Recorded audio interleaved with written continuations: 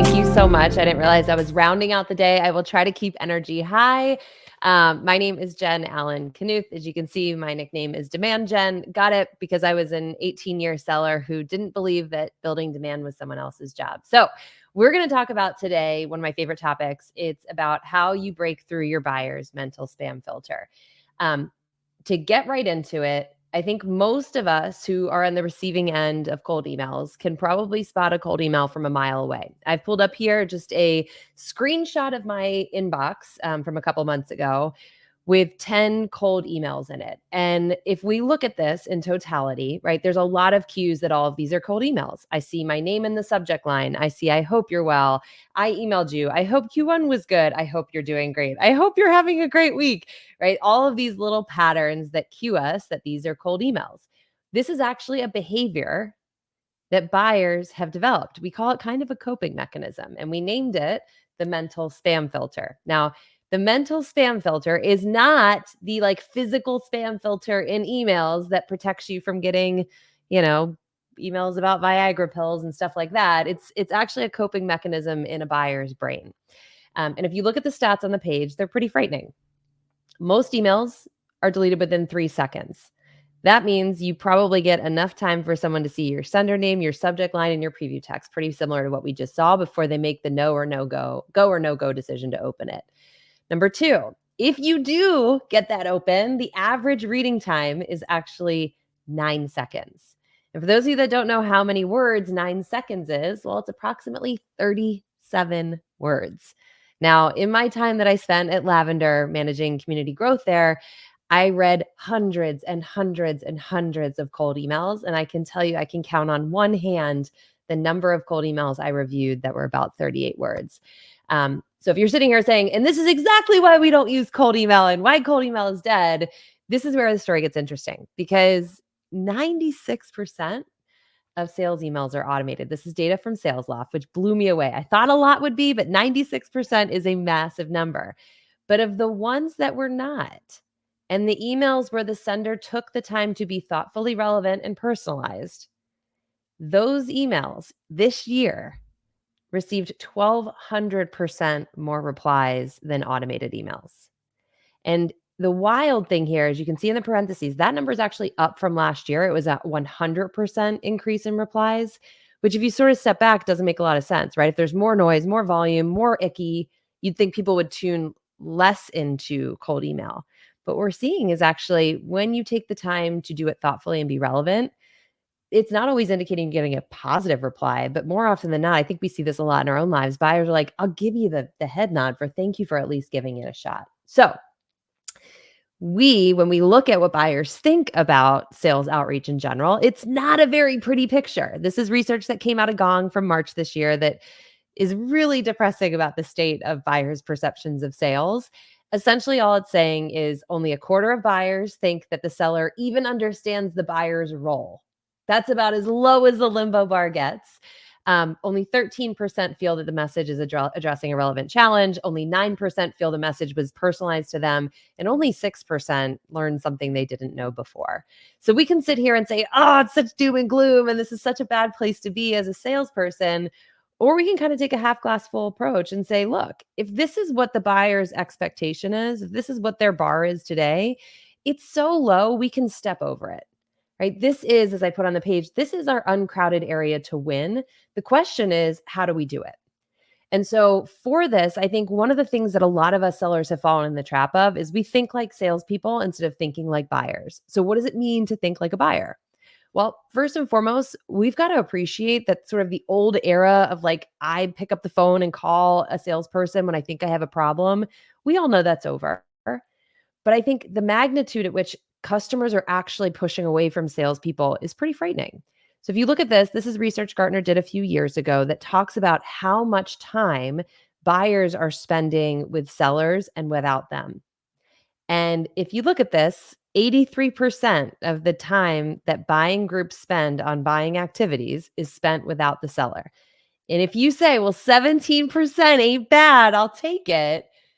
There is an S at the end of that word, meeting with potential suppliers, which means if we are lucky and we're in a 1 of 3 situation, I'm still at best getting like 5, 6% of the buying group's time. And so when I first saw this, I said, okay, there's two ways we can respond to this. Either I can try to make my 17% part of the pie bigger, or I can say buyers are showing up in these other places already. I don't have to change their behavior of where they go, but I can change my behavior of how I show up where my buyers are looking to learn. And so when we think about demand gen, right, I am not from the school of thought that this is marketing's job and conversion is of sales job. I think all of us, if we are lucky enough to be in that position, we probably have demand coming out of our ears. I think right now it's kind of an all hands on deck approach to we have to be showing up where buyers go to learn, because that is the place where buyers are looking for information and not necessarily looking for information about us. So if you're saying, okay, but this is another like sales pitch as to why to be on LinkedIn and spend my time, but my buyer isn't on LinkedIn, I'm not going to debate that with you, right? I have no idea if your buyers are on LinkedIn or not. But what I do know is that LinkedIn isn't the only place that buyers go to learn. So there's two things on this page that I've tried with a ton of different industries. I've yet to be disappointed. They are great places to go and learn how your buyer is learning, what they're learning about, what types of questions they're asking. So number one, just straight up Google.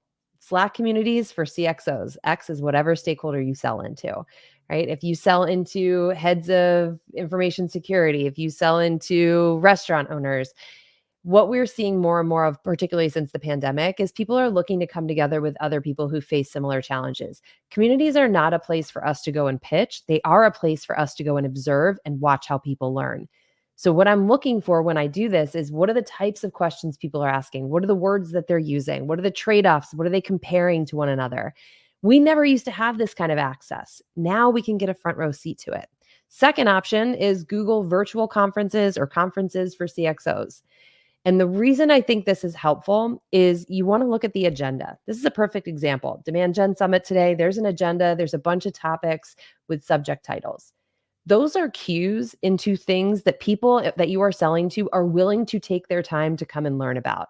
So look at those, pay close attention. What are the hot topics that people are talking about?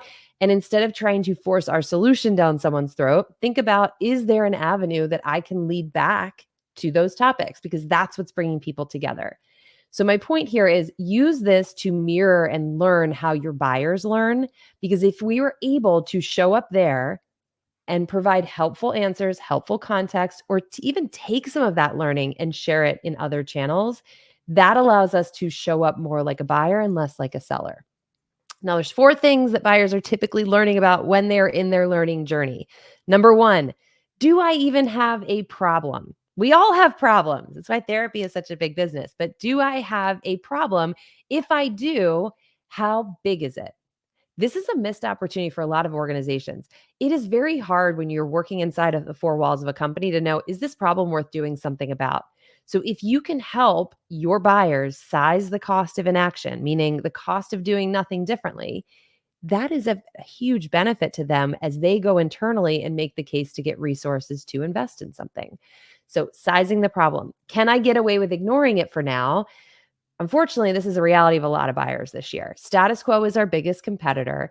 So they're trying to evaluate, if I do nothing or if I stay the same, can I keep going and get away with it for like 6 months longer? If not, what are my options? The problem with content, the problem with a lot of our cold emails, the problem with a lot of this stuff is we tend to focus right over here on what are my options. We assume that someone is already at the point of deciding they have a problem and now they're looking to do something about it. That is a very informed buyer. Those types of buyers are incredibly hard to get to change their mind. My argument here is back here is where we have an opportunity to shape demand in our favor. So instead of just talking about what our solution does and the ROI and why it's great and who uses us and all the things we've been technically trained or traditionally trained to do, think about what point of view do we have to share on these three questions as well.